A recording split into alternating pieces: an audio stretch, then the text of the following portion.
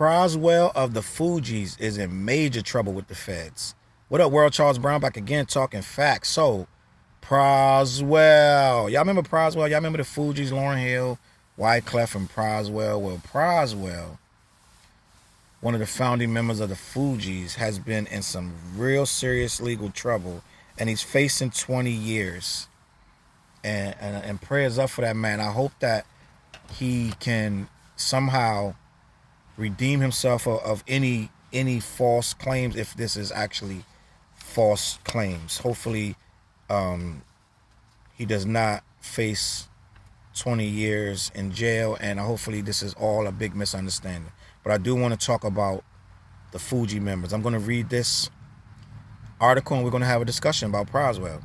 Fugees group member Pras Michael, is it Michael or Michelle? I think it's Michelle, I'm sorry. Pras Michelle is in more trouble with the feds. He was just charged with working with China to have an ongoing embezzlement investigation dropped.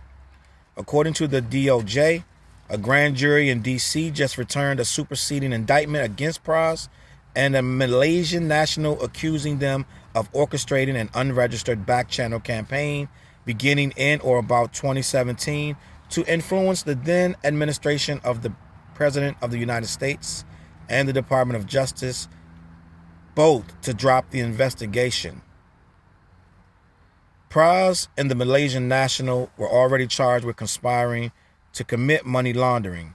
2 years ago, the feds claimed that the Malaysian national embezzled billions of Malaysia's IMDb fund. Working with the stolen money, Pras allegedly dumped millions of dollars in support of the 2012 presidential campaign of then President Barack Obama by using at least 20 straw donors to conceal the true source of the money. Now Pras is accused of running a back-channel campaign in an attempt to get President Trump's administration to drop the entire investigation. So there's a whole lot more going on in here, but basically on a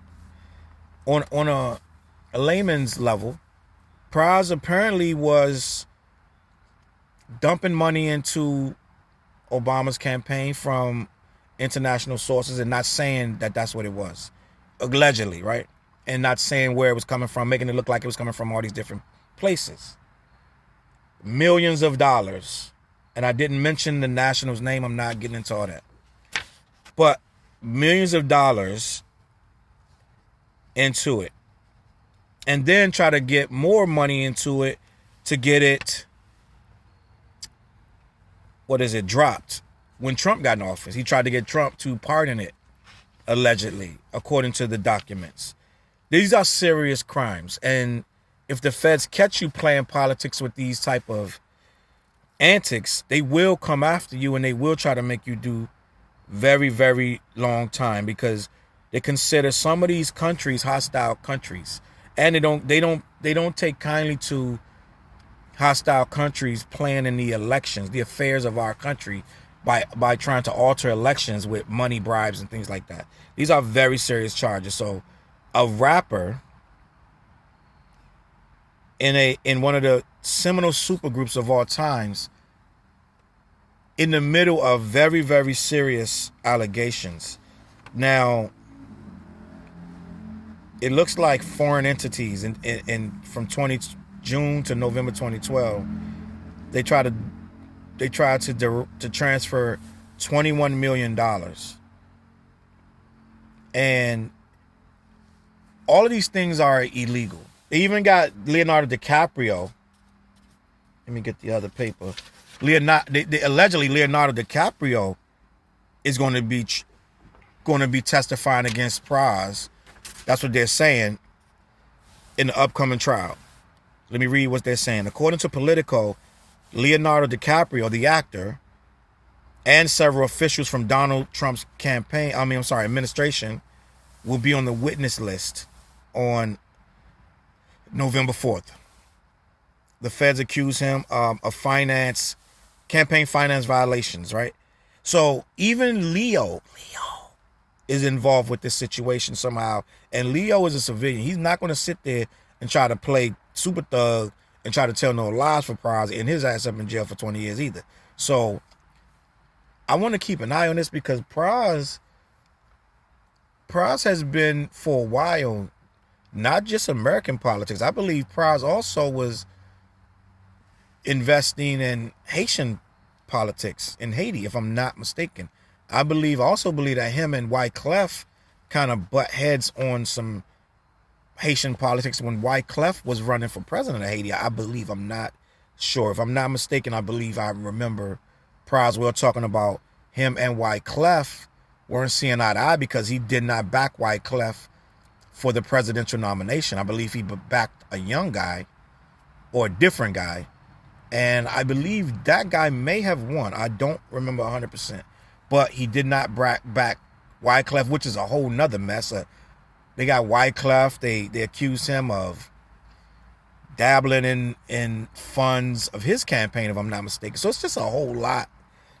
It's a whole lot than what we expected from the Fugees, bro. Let's just be honest. And then Lauryn Hill got her own things going on.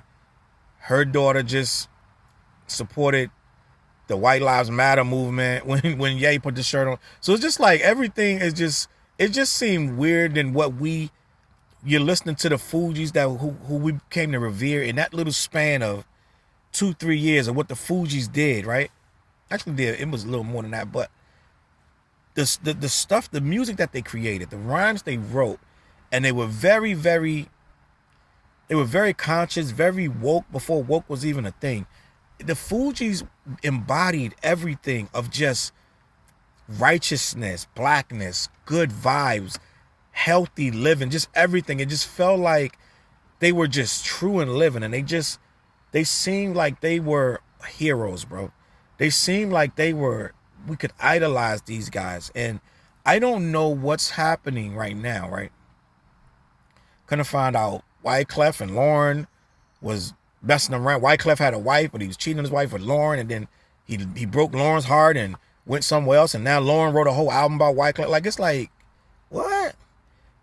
You could have never told us that when these guys were on the score, crafting probably one of the top 10 best hip-hop albums in the history of hip-hop.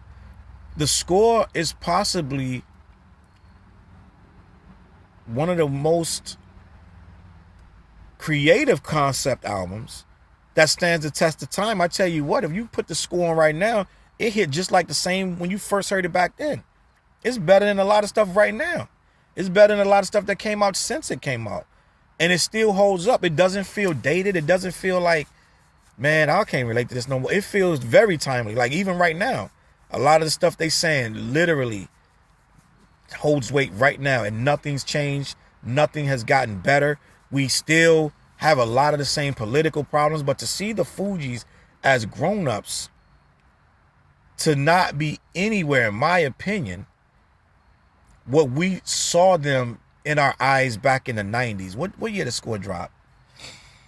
I think the Score dropped in 96. I'm almost certain. I think the Score was like 96, 97. And that's almost, bro, that's, what's that, 24 years ago? No, it's more than that. If that date is right, but it's around 24, 25 years ago. I think it's more than that. My math probably off. I'm tired. But end of the day, you could have never told me that the way we looked at the Fugees then would come into a point where Wyclef is almost non-existent in hip-hop as you know it. Pras is dabbling in dirty politics, apparently, allegedly. And Lauryn is almost a recluse, right? When you see Lauryn, she's doing shows, but outside shows here and there. And if she's there within an hour or two of the time she's supposed to be there, good luck. These are not the Fugees we thought we were going to get. The seminal group that changed the format of hip-hop as we know it. They changed everything. I don't think you get the Black Eyed Peas and a lot of other things that you got based on what the Fugees put into the business. I don't know. Let me know what you think, man. Proswell, man. Prayers out to Proswell. Let's hope that man don't do no time in jail, because jail is not a good place. All right. I hope that these are misunderstandings that they clear up and Proswell goes free. Shout out to Wyclef too. I still bump the Carnival like it's freaking brand new too. That's another album that I turn on and I gotta let it go to the end. And Lauren made some amazing music. That queen did some of the greatest things in hip hop. Let me know what you think in the comments. CLBMG. Every Wednesday night we do Clash the Podcast live on my Facebook page. That's me, Dante, Fliz, and TJ. We talk about everything rap that's going on that week. And we get pretty saucy on that. We have a good time. Clash the Podcast every week. Look down in the links. I got some links to the merchandise. CLBMG merchandise is going nuts. Check that out. I'm gonna catch y'all on that flip side. Peace. CLB.